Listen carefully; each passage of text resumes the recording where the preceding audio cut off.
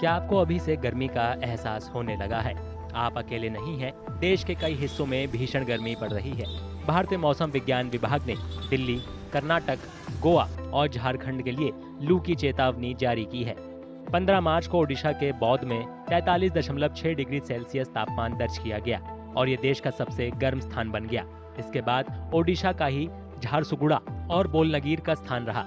जानकारों का मानना है कि मार्च में ही पारा लगातार चढ़ने की वजह जलवायु परिवर्तन, मौसम के पैटर्न में बदलाव, धरती के तापमान में बढ़ोतरी और शहरीकरण भी है।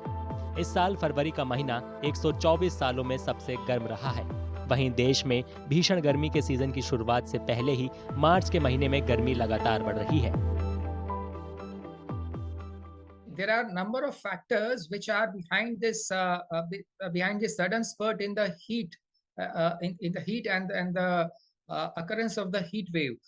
Of course, one is that the fact that India is a tropical country situated in the tropical parts of the world, which means that we get a very high degree of solar radiation. The land mass gets heated very quickly and has a lot of intensity. Bharat में मौसम संबंधी और जलवायु संबंधी कारकों के मिलने से मार्च में भीषण गर्मी पड़ रही है। फरवरी में सामान्य से 93% कम बारिश के साथ असाधारण रूप से शुष्क सर्दी के कारण आसमान साफ हो गया है और तापमान में तेजी से बढ़ोतरी हुई है।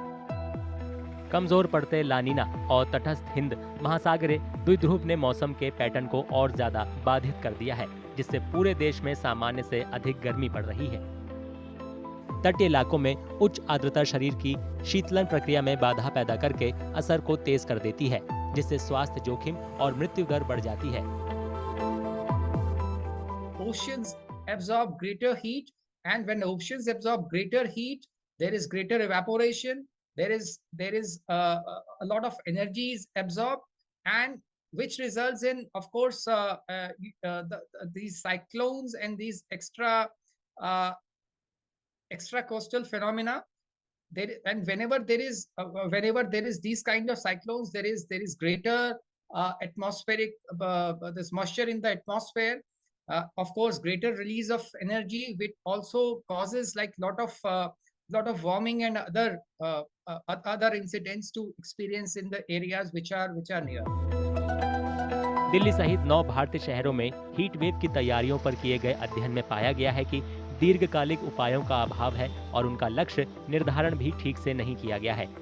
इसमें प्रभावी हीट एक्शन प्लान, जलवायु के प्रति संवेदनशील जिलों में वित्त पोषित विशेषज्ञ भूमिकाओं और भारत की गर्मी सहने की क्षमता को बढ़ाने के लिए स्थानीय अधिकारियों को ट्रेनिंग देने की सिफारिश की गई है। चूंकि लू स्वास्थ्य के लिए गंभीर खतरा पैदा करती है, इसलिए विशेषज्ञ शहर और जिला स्तर पर तत्काल सतत कार्रवाई की जरूरत पर जोर देते हैं। So we need vulnerability mapping to be done very urgently in every town and city as well as in every district, which means that so that the authorities know exactly where are the vulnerable spots and who are the people who are vulnerable. So in cities, like I said, there are heat island effects. So you can now today, using technology, be able to map out, and you'll know exactly which wards are going to be more impacted by heat, because you know there are always some greener parts of the city where the temperatures are lower and some parts which are highly built up. And again, those are usually the places which low-income people are living. So then you know you have to focus more attention there, prepare your health system, train the health workers, make sure that you have supplies in your health system, that you have ice, you have saline, you have cool rooms if possible to put the people who come with the heat cramps. Bharat में heat wave आमतौर पर मार्च और जून के बीच आती है। मई में इसका असर सबसे ज्यादा दिखता है। हालांकि मार्च 2025 की शुरुआत में असामान्य रूप से उच्च तापमान के कारण विशेषज्ञ चिंतित हैं।